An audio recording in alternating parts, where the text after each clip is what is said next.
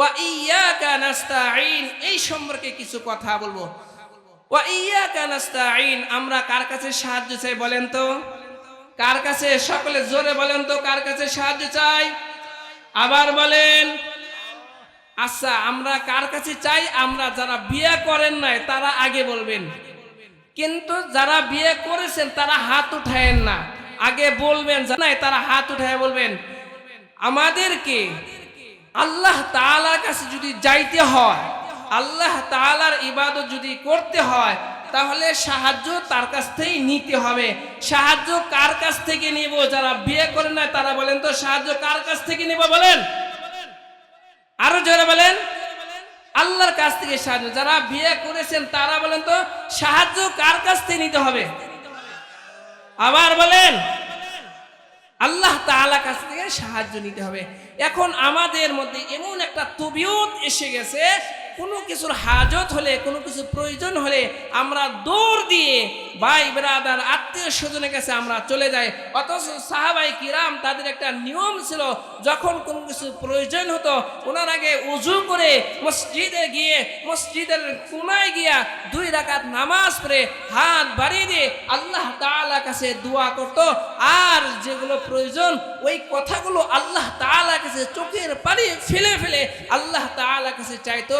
চাওয়া মাত্র দেরি, আল্লাহ তাআলা তাদের চাওয়াগুলোকে কবুল করতে দেরি করে নাই। এখন আমরা তো এগুলো করতেই পারি না। আমরা দুনিয়ার যারা নেতা আছে, যারা বাদশা আছে, তাদের সহানুভূতিশীল হই, কিন্তু এগুলোর আগে আমরা কি করব? সাহাবায়ে কিরাম কাছে যখন কোনো কিছু প্রয়োজন হয়েছে তখন আল্লাহ তাআলার কাছ থেকে চায়া নিছে। আমরাও যদি চাইতে পারি, আল্লাহ রাব্বুল আলামিন সাহাবায়ে কিরামদেরকে দিয়েছেন, আমাদেরকেও দিবেন ইনশাআল্লাহ। ওই আল্লাহ এখনো আছে না নাই বলেন তো? আল্লাহ এখনো আছে। কেমন চাইছেন?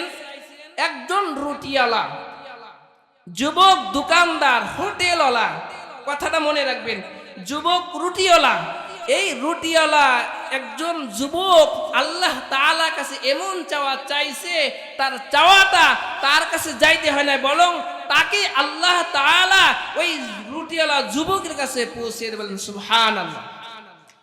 আমাদের সন্তান আছে, বাচ্চা আছে না, যখন ক্ষুধা লাগে ওরা কিন্তু কথা বলতে পারে না, যখন ক্ষুধা লাগে তখন বলে, কান্নাকাটি করে, আওয়াজ করে, আর মা তখন বোঝে আমার সন্তানের ক্ষুধা লাগছে, আমার সন্তানের খাবারের ব্যবস্থা করতে হবে। বাচ্চা যদি আওয়াজ না করে মা কিন্তু বুঝে না, বুঝে? মা কিন্তু বুঝে না। সন্তানের আওয়াজ দ্বারা, কান্নাকাটি করার দ্বারা মা বুঝে আমার সন্তানের ক্ষুধা লাগছে, আমার সন্তানকে খাবারের ব্যবস্থা করতে হবে। এমন আওয়াজ করছে, আওয়াজের কারণে হাতের সমস্ত কাজকে ফেলে সন্তানের খাবারের ব্যবস্থা করে না, করে।